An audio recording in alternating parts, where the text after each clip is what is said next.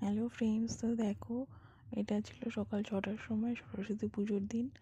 আমার ছেলে হাতে খড়ি দেওয়ার জন্য পুজোটা করা হয়েছিল। বিয়ের পরে প্রথমেই সরস্বতী পুজো হলো ওই বাড়িতে।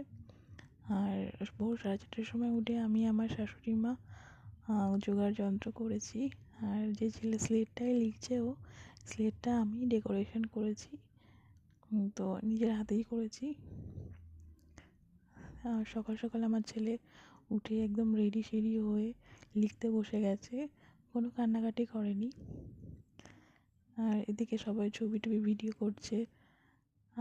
এবার কার কার সব ছেলে মেয়ে হাতে করে দিল কমেন্ট করে জানিও। আমার ছেলে খুব মজা করে লিখছে, বেশ ব্যাপারটা এনজয় করছে, হাতে তালি দিচ্ছে। এবার থেকে নতুন পথ চলা শুরু।